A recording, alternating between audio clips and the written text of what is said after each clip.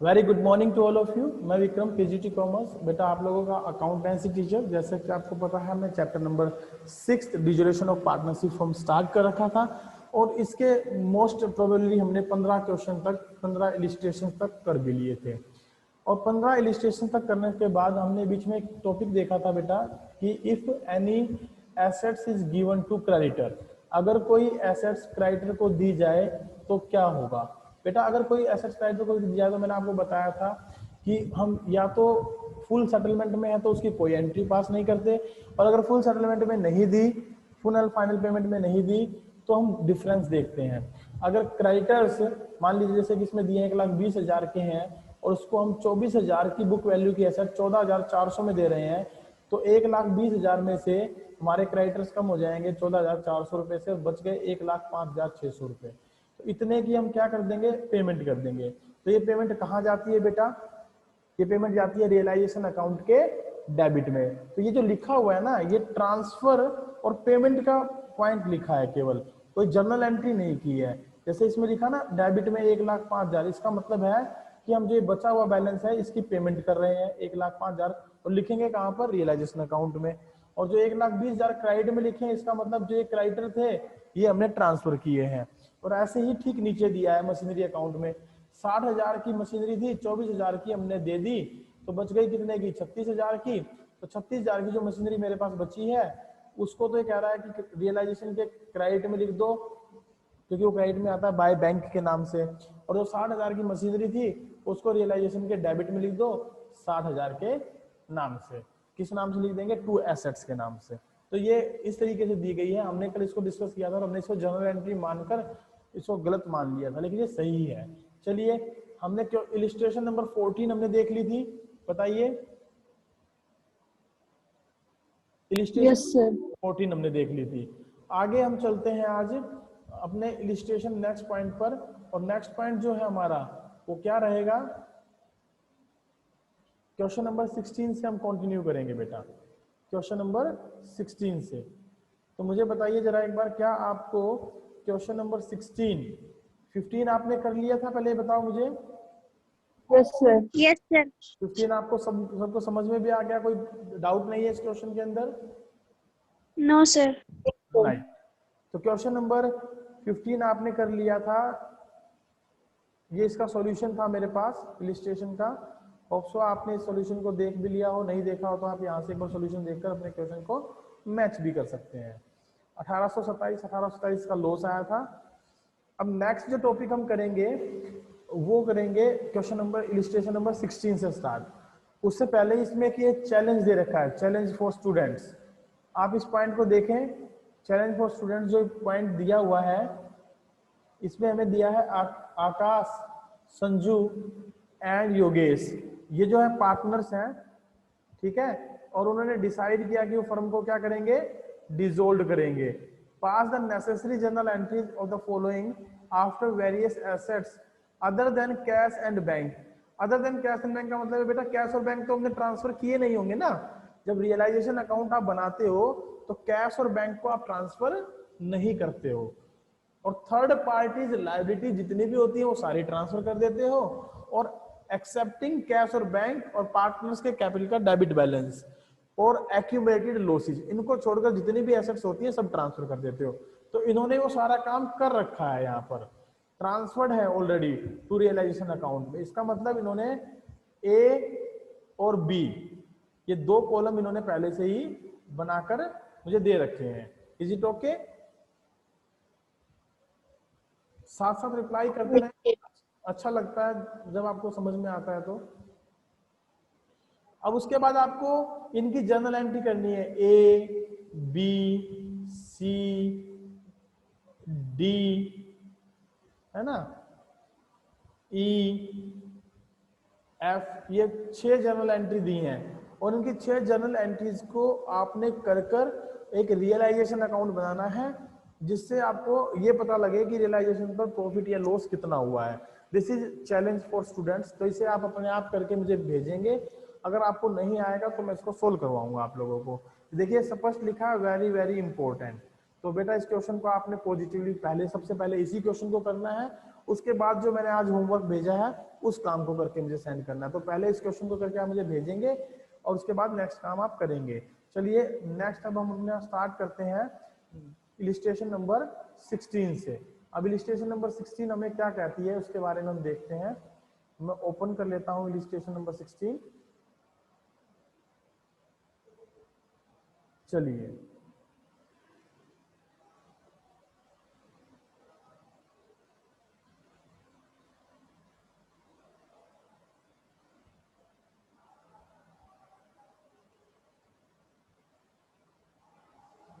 ये उस क्वेश्चन का एक और क्वेश्चन दिया है साथ में, तो इसको तो मैं बाद में करवाऊंगा, आप पहले इलिस्ट्रेशन नंबर 16 से चलें। बताइए क्या इलिस्ट्रेशन नंबर 16 आपको विजिबल है? Yes sir. क्या है इसमें हेडिंग, जरा देख के बताएं। हेडिंग में मुझे गिवन है कि particularly when claim against workman compensation is more than the reserve. जब आपको क्लेम जो है ना, क्लेम वो किससे ज्यादा दे रखा हो बेटा? वर्कमैन कंपनसेशन रिजर्व से ज्यादा दे रखा हो। तो आपको याद होगा जब मैंने इसकी जर्नल एंट्रीज कराई थी तो इससे रिलेटेड मैंने स्पष्ट आपको ये बताया था कि वर्कमैन कंपनसेशन रिजर्व के 4 या 5 केसेस समझाने की कोशिश की थी कि workman compensation reserve workman compensation claim के इक्वल हो सकता है, workman compensation reserve greater than workman compensation claim हो सकता है, workman compensation reserve less than workman compensation claim हो सकता है, या फिर वर्कमैन कंपनसेशन रिजर्व केवल गिवन हो सकता है, क्लेम गिवन नहीं होगा, या फिर क्लेम केवल गिवन होगा, रिजर्व गिवन नहीं होगा। तो अब यहां पर जो कंडीशन है वो कौन सी कंडीशन है कि वर्कमैन कंपनसेशन क्या है बेटा? रिजर्व, वो क्या कर रखा है? कम है क्लेम से। तो कोई बड़ी बात नहीं है, जितना वर्कमैन कंपनसेशन रिजर्व सारा ट्रांसफर कर देंगे और जितना क्लेम है उसकी पूरी पूरी पेमेंट कर देंगे। चलिए क्वेश्चन को डिस्कस करना स्टार्ट करते हैं। क्वेश्चन देखिए क्या लिखा है। ABC पार्टनर है, उनका लाभ हानि अनुपात दे रखा 5:3:1। उन्होंने डिसीजन लिया कि फर्म को डिसोल्व करेंगे 31 मार्च 2018 को, और बैलेंस शीट दी है, liabilities 8,300, bills payable 1,700, mortgage loan 7,500। Mortgage loan होता है that loan which is taken on the behalf of any security like building plant machinery, कुछ गिरवी रखकर हमने ये पैसा लिया है। General reserve, these are the part of profits, तो ये पार्टनर के कैपिटल अकाउंट में जाते हैं। Workman compensation reserve claim check कर लेंगे क्योंकि टॉपिक में स्पष्ट लिखा है क्लेम ज्यादा होगा तो यानी ये सारा का सारा ट्रांसफर हो जाएगा रियलाइजेशन अकाउंट के बी पार्ट में, और कैपिटल मुझे दी है ए बी और सी की। ऐसे ही लैंड एंड बिल्डिंग दी है एसेट साइड में, stock debtor less provision cash at bank. तो इसमें से कैश एट बैंक का तो हम अलग से अकाउंट बनाएंगे, प्रोविजन को बी पार्ट में अदर लायबिलिटीज के साथ ट्रांसफर कर देंगे, लैंड एंड बिल्डिंग स्टॉक और डेटर को एसेट्स मानकर, एसेट्स हैं ये, इनको पार्टिकुलरली ए पार्ट में ट्रांसफर कर देंगे। तो ये तो चले जाएंगे हमारी ए पार्ट में, land and building stock and debtor, और इधर से sundry creditors bills payable mortgage loan workman compensation reserve और प्रोविजन, ये सब चले जाएंगे हमारे कौन से पार्ट में बेटा? बी पार्ट में। Is it clear?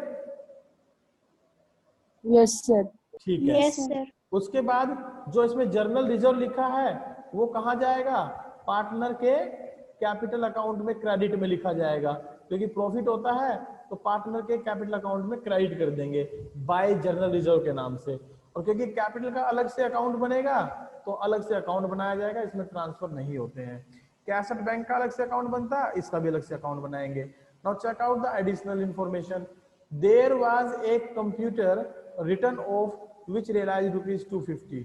एक कंप्यूटर था, कभी पुराने जमाने में खरीदा होगा और उसको हमने कंप्लीटली यूज करके राइट ऑफ कर दिया कि अब ये जीरो वैल्यू हो गई, लेकिन आज की डेट में जब बिजनेस को बंद करने लगे ना तो वो उसका कबाड़ा स्क्रैप वैल्यू 250 रुपए में बिक गया।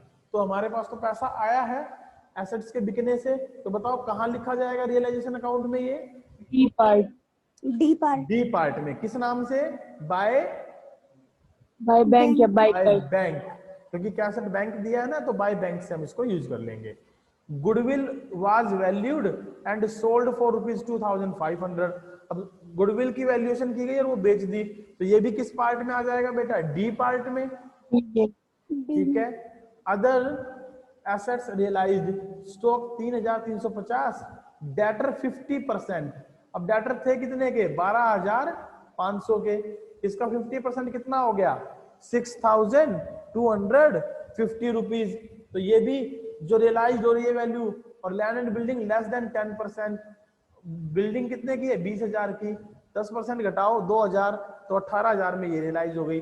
तो हमारे पास 18,000 ये, 3,350 ये, 6,250 ये, कुल मिलाकर जो भी अमाउंट बनेगी वो भी किस पार्ट में चली जाएगी? डी पार्ट में। By bank. डी पार्ट में हम लिख देंगे क्या क्या लिख देंगे? डी पार्ट में ब्रैकेट में लिखते हुए एसेट्स रियलाइज्ड में computer sale, good, stock, debtor, land and building, very good, ये सब लिखते हुए हम टोटल करके बाहर निकाल देंगे। बताइए आपको समझ में आया ये बात? Yes, बात है क्रेडिटर्स वर पेड 8,000। बताइए किस पार्ट में लिखा जाएगा?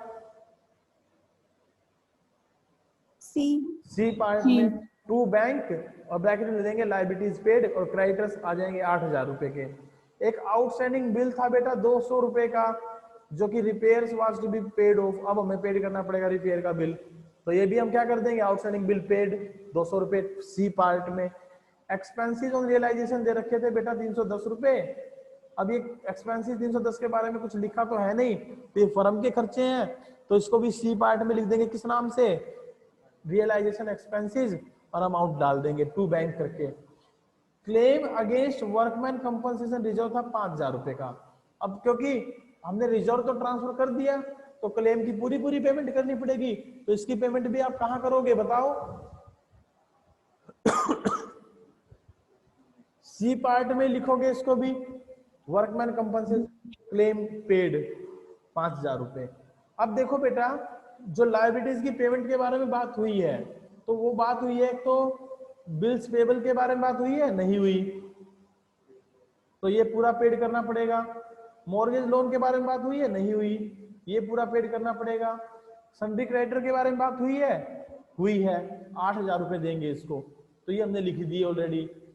और वर्कमैन कंपनसेशन रिजर्व के अगेंस्ट जो क्लेम था उसकी भी हमने पूरी पूरी पेमेंट कर दी। तो इसका मतलब जो लायबिलिटीज जिनके बारे में कुछ नहीं कहा गया, तो हमने पढ़ा था, उन लायबिलिटीज की हम क्या करते हैं बेटा? फुल पेमेंट करते हैं। तो फुल पेमेंट कितनी हो जाएगी? बिल्स पेबल की 1,700 रुपए, मॉर्गेज लोन की 7,500 रुपए।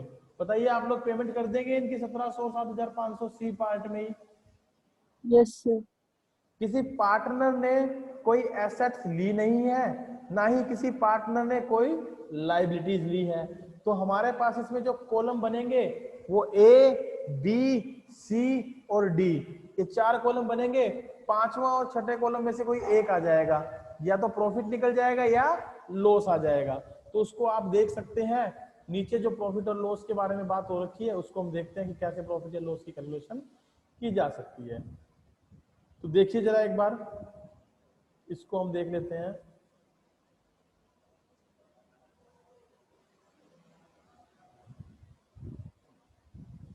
बताइए क्या ये आपको रियलाइजेशन अकाउंट समझ में आ रहा है जो बना हुआ Yes, है? sir. बना लेंगे इसको अपने ABCD मेथड से? Yes, sir. ठीक है। ऐसे ही पार्टनर कैपिटल अकाउंट में बैलेंस दे रखा है, जनरल रिजर्व हमने ट्रांसफर कर दिया, और जो इनके अकाउंट में लॉस आया वो ट्रांसफर कर दिया बेटा, और हमने जो बैलेंस बचा वो नगद पेड कर दिया, यानी टू बैंक से हम इसकी एंट्री पास कर देंगे। क्या इसने मुझसे कैश अकाउंट बनाने के लिए पूछा? जरा देखो, नहीं, इसने मुझसे कैश अकाउंट बनाने के लिए नहीं पूछा। तो मैं क्या बना दूंगा? बैंक अकाउंट से एंट्री करूंगा, और यहाँ बैंक अकाउंट बनाऊंगा बेटा। कौन सा अकाउंट बनाऊंगा? यहाँ पर बैंक अकाउंट बनाऊंगा। जब तक कि मुझे कहे ना तो मुझे कुछ नहीं करना, इसको मैं बैंक अकाउंट में कन्वर्ट कर लूंगा, क्योंकि बेटा कैश अकाउंट का तो मुझे बैलेंस ही नहीं दे रखा है ना। अगर कैश अकाउंट का बैलेंस नहीं दे रखा तो मैं बैलेंस BD कैसे लिख सकता हूँ? मुझे क्या लिखना पड़ेगा यहाँ पर? बैंक अकाउंट, क्योंकि बैंक का बैलेंस मुझे दे रखा है। तो टू बैलेंस ब्रोट डाउन में यहाँ पर लिख दूंगा, और जो पैसा एसेट्स को बेचने से आया वो मैंने लिख दिया, जो पैसा मैंने पेड किया लायबिलिटीज को वो मैंने लिख दिया, जो रियलाइजेशन एक्सपेंसेस पेड किए वो मैंने लिख दिए, जो पार्टनर्स को मैंने पेमेंट की है हम वो लिख देंगे। ए की पेमेंट, बी की पेमेंट और सी की पेमेंट। पूरा पार्ट नेक्स्ट पोर्शन पे हम देख लेंगे क्वेश्चन का। बताइए आप इसको कर पाएंगे कि नहीं कर पाएंगे? यस सर, कर लेंगे। कर लेंगे। यस सर, कर लेंगे। चलिए फिर जो है ये आपका कंप्लीट क्वेश्चन का सॉल्यूशन है। यहाँ पर इलिस्ट्रेशन 17 पर चलते हैं। इलिस्ट्रेशन 17 को मैं डिस्कस कर रहा हूँ। देखिए कैसे करेंगे इस क्वेश्चन को। यहाँ दो पार्टनर आप लोगों को दिए हैं बेटा। दो पार्टनर में कौन कौन दिया है? अजय और विजय। बताइए दो पार्टनर आपको गिवन है, ये बात समझ में आ रही है? उसमें लाइबिलिटीज दी हैं, sundry creditors, bills payable, capital, land and building, furniture fitting, motor car, stock, debtor और कैश। तो इस बैलेंस शीट के आधार पर अगर हम बात करें तो ए पार्ट में क्या जाएगा?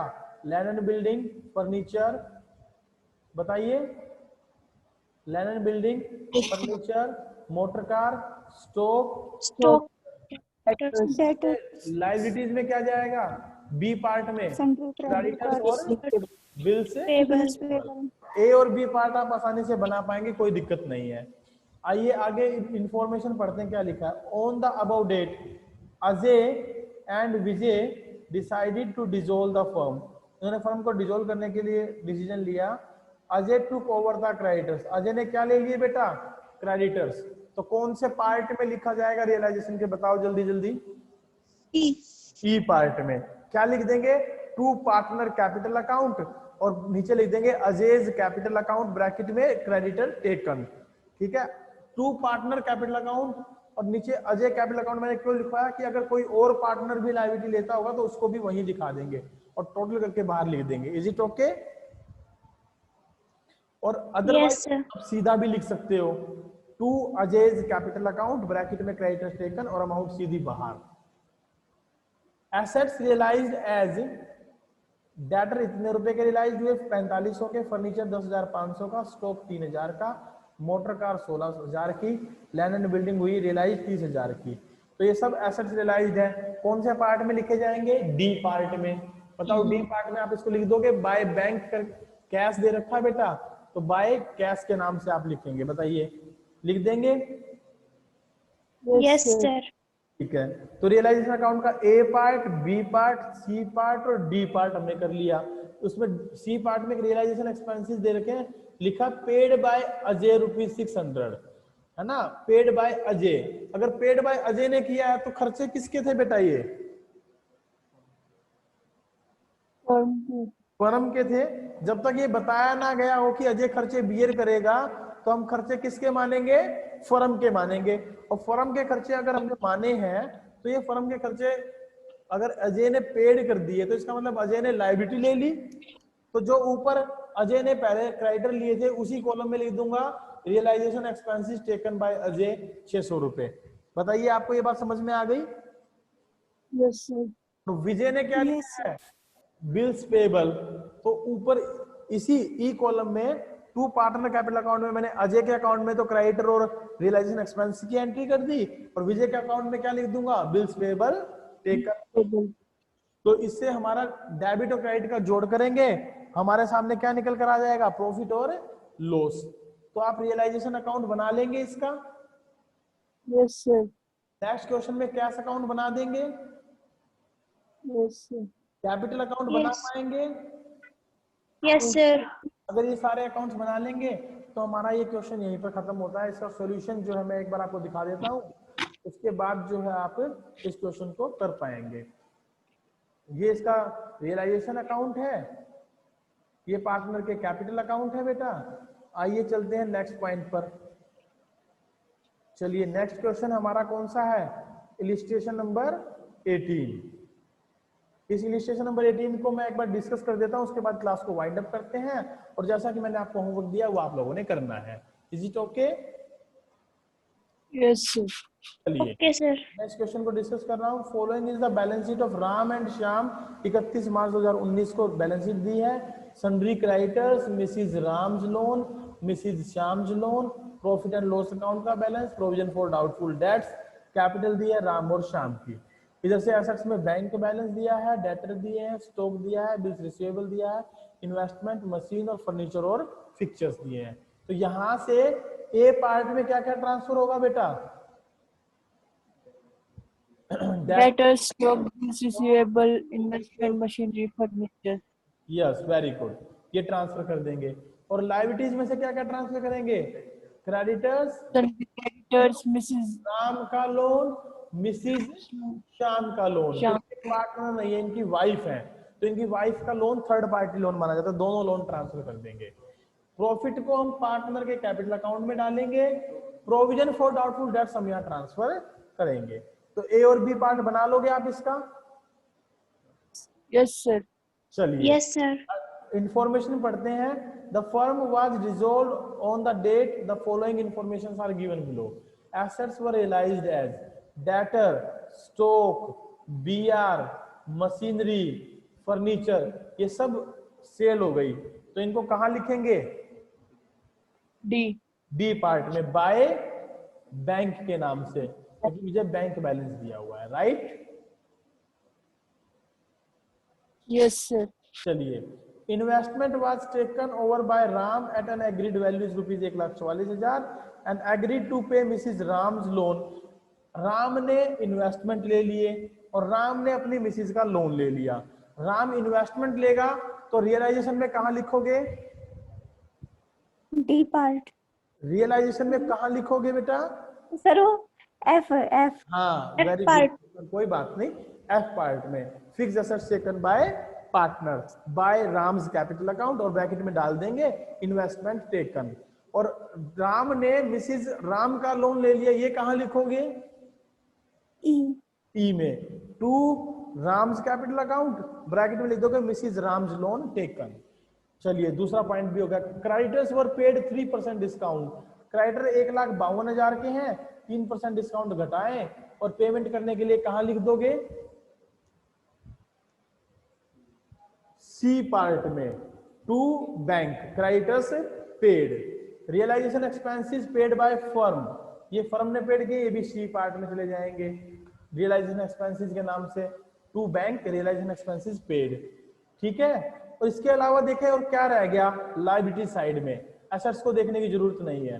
सन्धी क्रेडिटर्स की पेमेंट कर दी, मिसिज राम का लोन ले लिया, शाम के लोन के बारे में कुछ नहीं लिखा, तो क्या करोगे? इसका पेमेंट कर देंगे फुल वैल्यू पर, सी पार्ट में लिख देंगे। कैसे लिख देंगे? To bank Shyam's loan paid, Mrs Shyam's loan paid, है ना? तो ये आपका रियलाइजेशन अकाउंट का आइटम जितने भी आने थे वो मैंने डिस्कस किए। उसके बाद आप क्या बनाओगे इसमें? पार्टनर्स के कैपिटल अकाउंट, ये उनके कैपिटल के बैलेंस आप उसमें लिख दोगे, ये प्रॉफिट दे रखा था ये ट्रांसफर कर दोगे, और साथ में जो रियलाइजेशन अकाउंट में प्रॉफिट या लॉस आया होगा वो भी आप लोग क्या कर दोगे? उसमें ट्रांसफर कर दोगे। बताओ क्या बना पाओगे? लॉस आया है तो पार्टनर्स का कैपिटल अकाउंट बना पाओगे यहाँ पर? Yes, sir. ये राम और श्याम का कैपिटल अकाउंट बन जाएगा यहाँ पर, और फिर उसके बाद बैंक अकाउंट आप यहाँ ओपन कर देंगे। That is all about for today's class. बताइए